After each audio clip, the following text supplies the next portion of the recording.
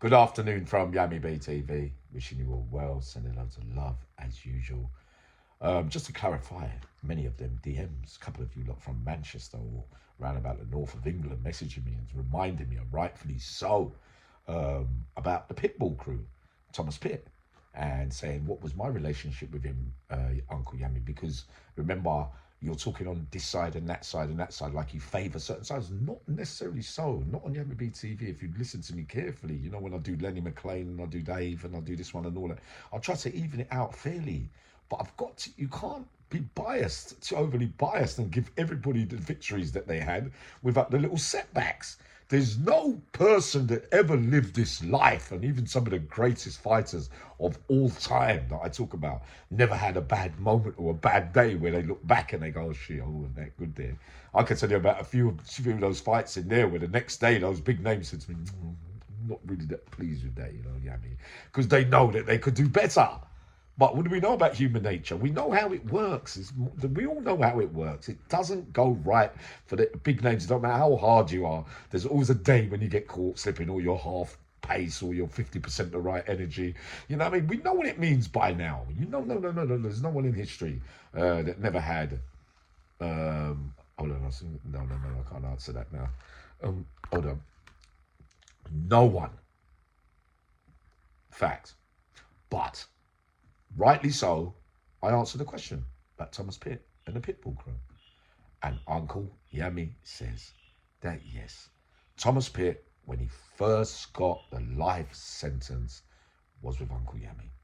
How did he take his life sentence? A lot of hurt from that life, from all over Manchester, for all sides where there's lives lost. A lot of people in pain when they lose people.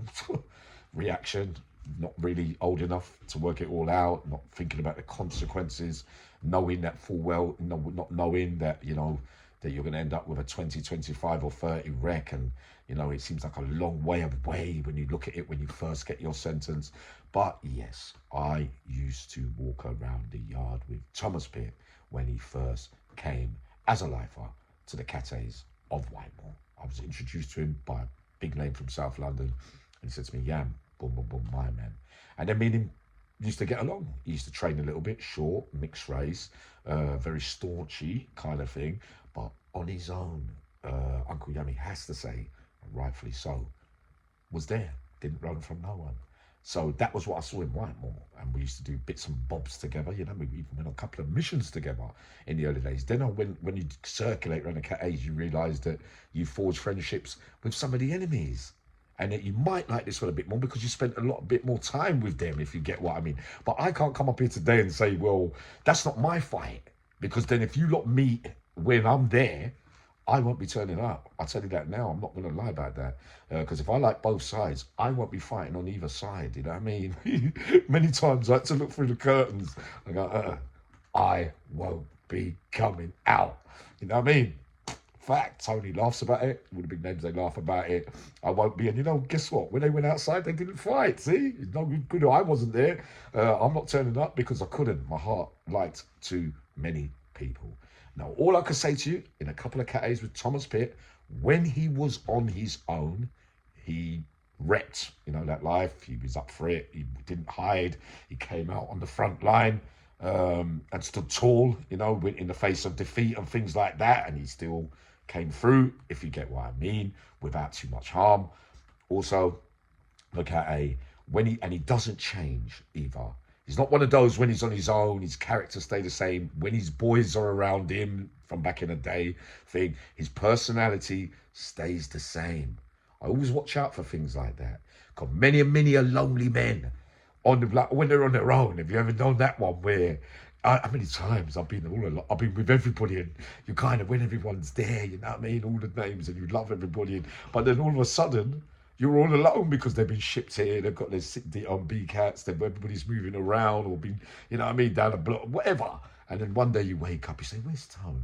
Where's John? Where's G? Where's everybody? Everybody's gone. Where's Q? Where's Porky? Where's C? Where's everybody left me at some stage? I always used to be the last man on my own, and then a new lot would come in, and then it would all start again, and then the younger generation was coming in, and then I'll be in the mix there. You know how in reality we know how it works, but many men change. I noticed that.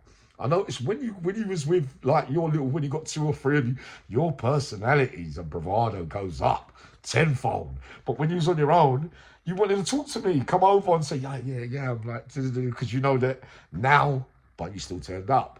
But now you know all the plotting and planning is coming from them lot over there and that one over there. You're all gonna get. I was in the mix. I accept my responsibility, but I was, I always stayed true to the ones the ones I got on with. Not saying that I was untrue, but I say personally, from I had a relationship with you, from I liked you, it don't matter where we go after that. You know what I mean? I'm not going to turn against you. That's what I'm trying to say. So with Thomas Pitt, rightly so, you nudge Yami. You say, Yami, but you know what I mean? Come on, man. You're not giving it a mention. I'd have to give it a mention. And rightfully so. But many of you know over the years, it's true, isn't it? It's when you got the arm. I've been alone so many times in life. And then new angels appear. You've been lucky in some respects. But I'm sure you lot know what I'm trying to say. There's a lot of men. Some of the men that I talk about in here, they will even being alone.